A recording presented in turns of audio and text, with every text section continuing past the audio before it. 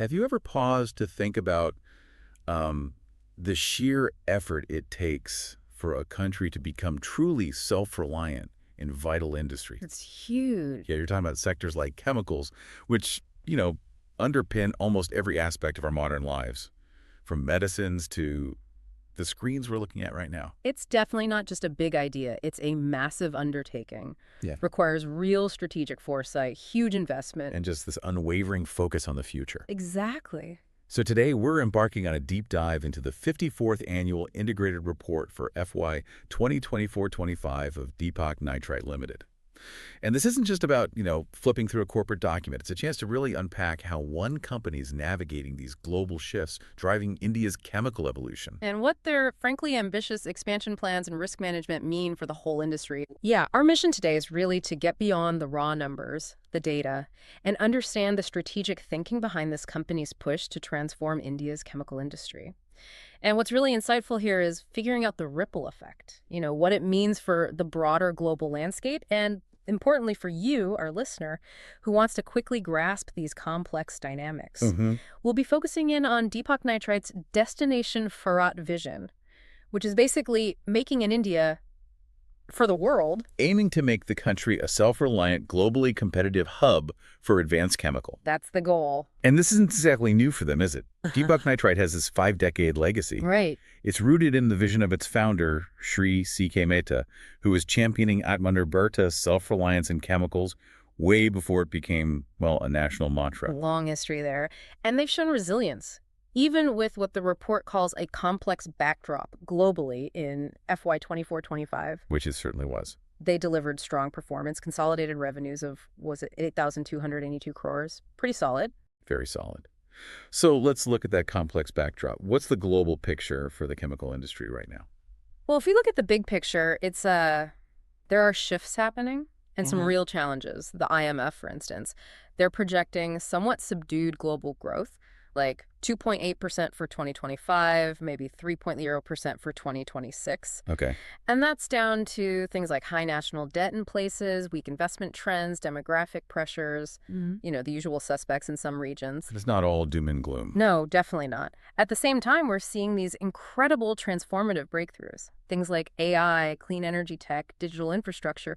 These are fundamentally shifting industries, but, and this is important, the benefits aren't really expected to be spread evenly. So you get pockets of challenge, but also pockets of pretty significant opportunity. That uneven distribution is a critical point, especially thinking about global trade tensions. The report mentions this, right? Oh, yeah. The U.S.-China situation, for example. Yeah. It says these tensions are profoundly reshaping things, more than just ripples. Absolutely. It's redrawing the map for the global chemical industry. We're seeing supply chain disruptions, sure, but also a deeper market fragmentation. Which sounds bad. It can be challenging, yeah. But it also undeniably creates these strategic openings for other countries, like India. Interesting. And despite all these complexities, the industry itself is just massive. It keeps growing. The global chemical sector is still projected to hit, $6,324 billion by 2025? Wow. Yeah, it's huge, even with a airdrop of about 2.3%.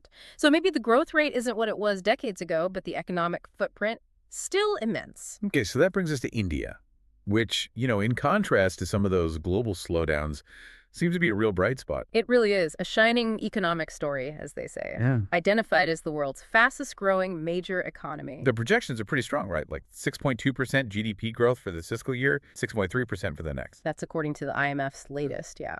And what's fueling it is this powerful mix, really strong domestic consumption. That's nearly 60% of GDP. 60%. Yeah. Plus massive government infrastructure spending and just this rapid digitalization across almost every sector. And you see that connection clearly in the chemical sector's growth within India. Oh, absolutely. A direct positive link. Indian chemical exports have surged. They hit $45 billion in FY23-24. $45 billion. Up from what? Up from $29 billion just 2 years before that? That's a huge jump. It is. It now accounts for a solid 7% of India's total merchandise exports. And you see international investors taking note, too. Cumulative FDI inflows, foreign direct investment, into chemicals hit nearly $23 billion between 2000 and late 2024. So it's not just growth, it's like a vote of confidence. Exactly, a clear vote of confidence in India's industrial future. Okay, here's where it gets really interesting for me. This whole China plus one strategy, this global trend Wow. where companies are diversifying away from China, it's positioning India as, well, a reliable alternative, right? Yeah, it absolutely is. More than just reliable, increasingly attractive. It's not just about grabbing new investment. It feels like a strategic global realignment, making India a preferred spot for manufacturing, for sourcing key materials. And the government is leaning into this. Definitely. Proactive support helps. India's rolled out crucial policies, like the Production-Linked Incentive Scheme, PLI scheme, Right, the PLI. which gives financial incentives to boost domestic manufacturing in key sectors, including chemicals. Then there's the Vision 2034 roadmap, specifically for chemicals and petrochemicals. Long-term plan. Yeah, and these dedicated investment regions, the PCPIRs, think of them like special industrial zones designed to pull in big chemical players. So targeted support. Right. And even though the latest budget 2025, didn't have direct chemical-specific goodies, the broader policies, they're set up to help indirectly. By driving consumption, boosting R&D, pushing exports, it all helps the chemical industry. Okay, so with that industry backdrop, let's really zero in now on Deepak Nitrite's own blueprint, their Destination Bharat vision. It sounds like they're really putting it into action. They absolutely are. They talk about entering a new phase of growth. And Destination for It isn't just a tagline, it's about implementation, making India that globally competitive hub for advanced chemicals. And their Vision 2030 maps this out. It really does. Over the next 5 years, the goal is clear. Become a globally recognized leader in high-performance chemicals. And that's not going to happen by accident. It's driven by this intense focus on innovation, a deeper commitment to sustainability, pursuing operational excellence. All while expanding in both specialty and performance chemicals. Exactly. It's a very comprehensive, very forward-looking strategy. Built for the long haul, you could say. Okay, let's unpack this huge expansion they're talking about, this massive investment in polycarbonate resins. Around 8,500 crores. Huge, yeah. The report calls it a critical import substitution opportunity for India. Why is this product so vital? And why is it such a huge leap for them? Well, it's strategic because right now, India imports practically its entire need for polycarbonate resins. 100%. Pretty much. So DNL's investment directly tackles this big gap in self-reliance, their ambition to become one of the world's largest single-location integrated producers of phenolics. Integrated meaning? Meaning they control the whole chain, from the basic stuff like cumene to phenol, all the way to polycarbonate itself. And polycarbonate is used in loads of things. Everything. Car headlights, medical devices, aerospace parts, packaging, even new stuff like EV battery solutions. It's incredibly versatile. Wow. And their subsidiary, DCTL, Deepak Chemtech Limited, that's who's spearheading this 8,500 crore investment for the complex, which includes that big Greenfield Phenol 2 project that alone is 3,500 crores. It's about securing supply and really adding value domestically. Makes sense. And beyond this massive polycarbonate project, they're also focused on integration within their existing lines, too. Oh, absolutely. Both backward and forward integration. Upstream, they're boosting things like nitric acid production, a key raw material. Huh? Downstream, they're about to commission facilities for products like MIBK, MIBC, acetophenone. These are advanced solvents for industries like life sciences. So expanding into new areas. Right. Broadens their reach in the energy sector, gets them into these advanced solvents, and helps them push into new geographical markets, too. They now serve 50 international countries. 50? That's quite a footprint. It is. Another thing that jumped out, signaling their future focus, is this new R&D center in Savli, Vatodara. A big investment there, too, around 100 crores. Yeah, that R&D center is positioned as a real innovation engine. It's pivotal for their long-term competitiveness. Once it's up and running, it'll have a big R&D team, advanced labs, special units for piloting, polymers. And what's the focus? What kind of research? It's multifaceted. A big push on green chemistry, designing safer, less hazardous processes and products, optimizing production, developing cutting-edge products, obviously, and exploring next-gen chemistries, things like fluorination, photochlorination. Fluorination? Yeah. Adding fluorine for special properties. Exactly. Things like heat resistance, non-stick surfaces, high-performance stuff. And they're already seeing results. The report says 6 new products, including a complex fluorine chemistry platform, hit commercialization just this past fiscal year. So the innovation is already delivering. Seems like it.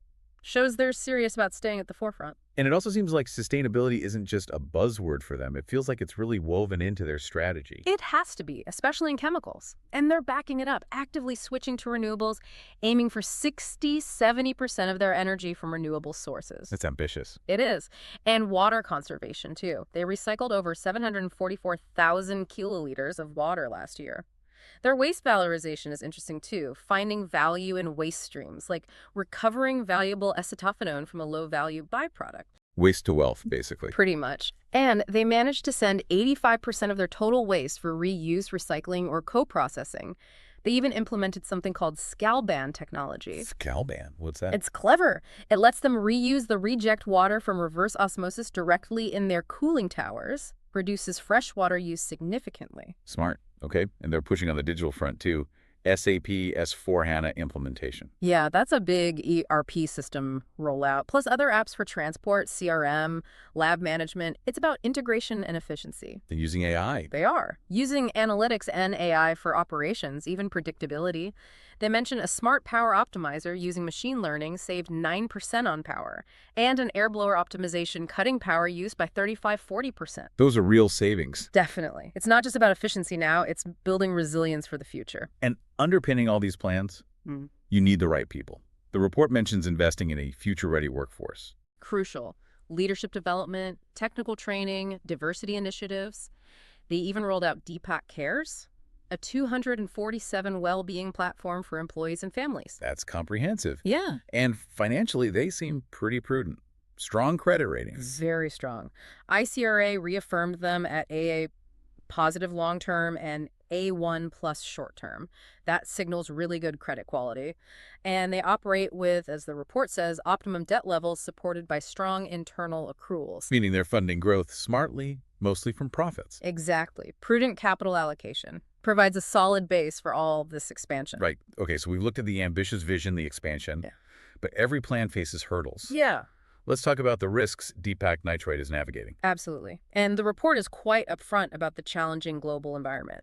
Geopolitical uncertainty, volatile energy costs, those supply chain disruptions we mentioned, they all hit cost structures and resilience. And specific market pressures. Yes. They specifically mention, quote, Chinese aggression in the markets, both in India and elsewhere, leading to pricing pressure, tighter margins. Yeah. Plus, subdued demand in some agrochemical segments because customers have been destocking inventory for a while. That sounds like a tricky mix of external factors. How do they actually mitigate those risks? It's a multi-pronged approach. Prudent sourcing, making sure they don't rely too heavily on one supplier or region. Using effective hedging for raw material costs and currency swings. Hedging, like financial instruments. Right, to lock in prices or exchange rates. And they use flexible planning models, so they can adapt quickly to market shifts or commodity cycles, not just stick rigidly to a plan. Okay. And building on those trade tensions, companies everywhere are rethinking supply chains. How's Deepak Nitrite making theirs more resilient? Well, standard stuff like boosting safety stocks of key materials helps, but also diversifying where they source from different geographies. What's quite innovative, though, is their use of the Nicer Globe platform. Nicer Globe. Yeah, it's an independent platform for tracking hazardous materials transport across India in real time using GPS. It's about minimizing logistical risks, but also boosting safety and efficiency for those critical shipments. That sounds really important for chemicals. Okay, so thinking longer term. Technology changes so fast in manufacturing. How do they deal with the risk of their current products just becoming obsolete? That's always a risk, yeah. Their main counter strategy is just continuous, heavy investment in R&D and innovation, that new R&D center we talked about. Key innovation engine. Exactly. It plays a pivotal role, as they say, in staying ahead. Developing the next generation of products, refining processes, exploring new chemistries. It's how they plan to keep their portfolio relevant. Makes sense. Another challenge mentioned is the shortage of skilled manpower in chemicals. It needs specialized talent. It's a big issue for the whole industry. D&L tackles it through internal training, skill development programs, adopting best practices, and they also work with government schemes like the Employment-Linked Incentive and the National Apprenticeship Promotion Scheme to help develop the workforce and bring new talent in. Right. Now, given the nature of chemical production, environmental risks, climate change, emissions, That must be a huge focus. A critical challenge, definitely. Their main mitigation is that commitment to sustainable manufacturing we discussed. Reducing energy and water use, finding value in waste, adopting cleaner tech, and crucially, making sure all their effluents, emissions, waste, everything stays well within the limits set by the pollution control boards. That zero harm, zero waste, zero discharge vision really guides this. Okay, one last one. Cybersecurity. Always a risk these days. Increased cyber attack scenarios are mentioned. Can't ignore it, they're proactive, regularly reviewing their cybersecurity posture, strengthening controls both process and tech, real-time security monitoring, and crucially, employee training, phishing, social engineering. Making staff aware is key. Plus, they have this centralized, high-tech CCTV control room with AI alerts for better oversight and real-time response across their sites. Wow. Okay.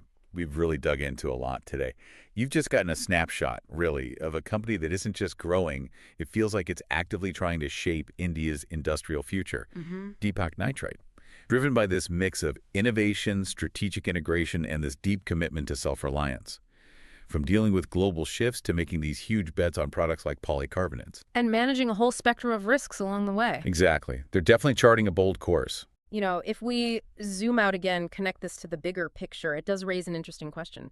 In a world that demands both rapid industrial growth and real sustainability, how might this kind of comprehensive destination FART strategy, with its focus on advanced materials and green chemistry, how might that actually inspire or even redefine the blueprint for responsible global competitiveness, not just for chemicals, but maybe for other industries, other nations? It's a powerful thought to end on.